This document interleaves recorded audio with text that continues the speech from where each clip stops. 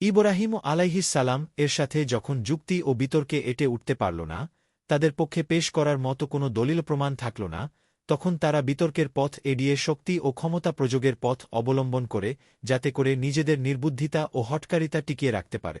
অতঃপর আল্লাহ সুবহানাহু তাআলা তাদের চক্রান্তকে ব্যর্থ করে দেয়ার কৌশল গ্রহণ করে।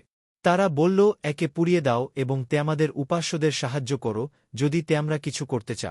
আমি বললাম, হে অগ্নি, তুমি ইব্রাহিমের উপর শীতল ও নিরাপদ হয়ে যাও।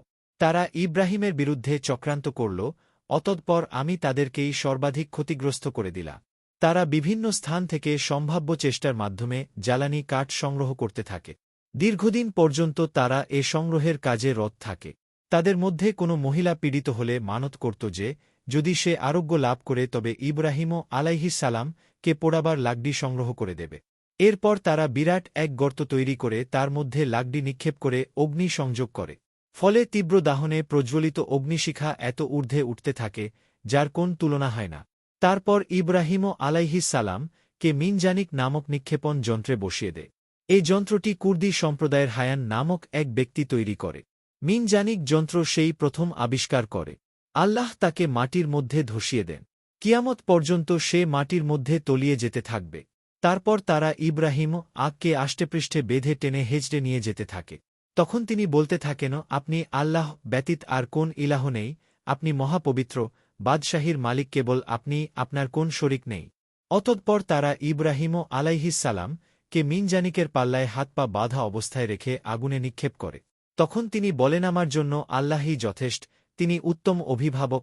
আবু ইয়ালা রহিমাহুল্লাহ আবু হুরায়রা রাদিয়াল্লাহু আনহু সূত্রে বর্ণনা করেন, রাসূলুল্লাহ সাল্লাল্লাহু আলাইহিস সালাম বলেছেন, ইব্রাহিম আলাইহিস সালাম কে যখন আগুনে নিক্ষেপ করা হয় তখন তিনি এ দুয়াটি পড়ে, হে আল্লাহ, আপনি আকাশ রাজ্যে একা আর এই জমিনে আমি একাই আপনার ইবাদাত করছি।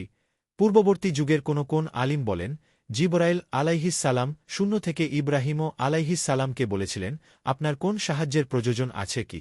উত্তরে ইব্রাহিম আলাইহিস সালাম বলেছিলেন, সাহায্যের প্রয়োজন আছে, তবে আপনার কাছে নয়, আল্লাহর কাছে। আর আল্লাহর নির্দেশ বাণী অধিক দ্রুত গতিতেই পৌঁছে যায়। আল্লাহ বলেন, আমি বললাম, হে আগুন, তুমি ইব্রাহিমের উপর শান্তিদায়ক হয়ে যাও।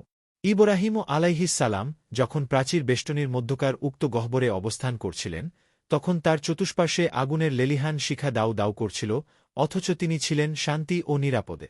আবু হুরায়রা রাদিয়াল্লাহু আনহু বলেন, ইব্রাহিম আলাইহিস সালাম এর পিতা আপন পুত্রের এ অবস্থা দেখে একটি উত্তম কথা বলেছিল, তা হল, হে ইব্রাহিম, তোমার প্রতিপালক কতই না উত্তম প্রতিপালক।